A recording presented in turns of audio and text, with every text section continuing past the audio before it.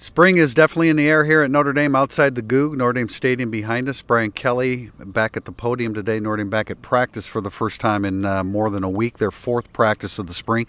A lot of talk about younger players. He started out by talking about special teams. Jay Bramlett, the early entry freshman, they've been mainly inside, but with the weather turning, I think we're going to see some practices outside and opportunities for the special teams to perform. I think it's they don't really jump right in all the time with special teams because of the confines of the Loftus Center, but they're going to have some 11-on-11 work and special teams, hopefully outside on Saturday. It's starting to get nice in South Bend, and that will allow them to take a look at Jonathan Dorr. It's intriguing to me when he says, our kicking has been going well, where we have our snapper and holder down.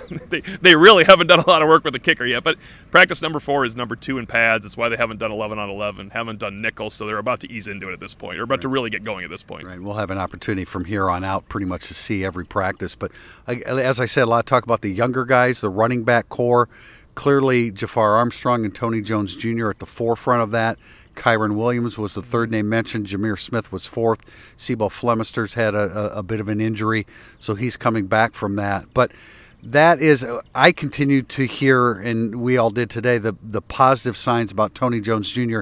I think it's more of a maturity thing and just his approach to practice on a daily basis. I think that was a little bit of the case for Chase Claypool back in the day, too. That really doesn't seem to be the issue now. But I wonder if people didn't get that from Jones because he was never in the traits doghouse like some other guys were. He was just, I thought, an immature college student when you talk to him. Does that make sense? So I really want to see what he's kind of like now, how he handles himself when you're thrust into a leadership role. He was light years away from having to be in a leadership role until this season. So now that he's a senior, he's played a lot of football. I mean, he's not spectacular, but he has a career average just under 5 yards a carry. He's a guy you really need to compliment Jafar Armstrong this year. Well, and the clock's ticking with him. I mean, Jafar Armstrong clearly is the number one, and he has to make a move.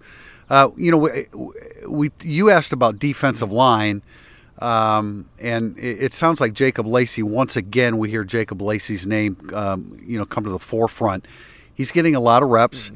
He's certainly every bit in the same place where Jason Adamiola was, I guess, during his first appearance here at Notre Dame, which came in the fall. Jacob Lacey is the backup to Kurt Heinisch, which means we're going to probably see a lot of him by this fall. Yeah, and I think I bet he will show well, as we have heard from Brian Kelly and from Clark Lee. I want to see how he's doing practice number 10 because, boy, you would think the physical and mental grind for a nose tackle that should be in high school is really going to add up, but that is only going to help because then maybe in August he will not hit the wall that a lot of the freshman players talked about in retrospect about. You think everything's fine because you get through that first week of camp and you're just playing ball, then all of a sudden your legs don't feel great and you can't do anything.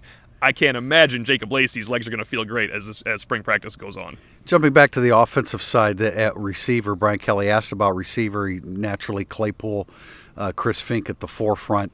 We try to get him to say Kevin Austin's name. Yeah. He's not going to say it. Braden Lindsey's name came up. Joe Wilkins, who's had a bit of a knee problem, is back in action. Lawrence Keys. Nothing on Kevin Austin. It sounds like that's kind of a universal program decision not to even mention him this spring. We'll get a chance to watch him. We'll see if he's repping with the 2s and if he gets any action with the 1s. And then at that point, it's incumbent upon us to ask again about Kevin Austin. We certainly have to ask the head coach. We asked Chip Long. But at one point, the wide receivers were likened to linebacker play during this press conference, saying, is it like linebacker where you're searching? And Brian Kelly definitively said, no. It is not like linebacker. We have 2 guys. We have guys we believe can fill the third role. Linebacker is completely open right now. Seems like they don't have no progress, but they don't have their minds made up since practice 1 through practice 4. Yeah, we have much more to talk about. We have a podcast later today. We'll have an open practice on Thursday. So a lot of information coming at you from Irish Illustrated.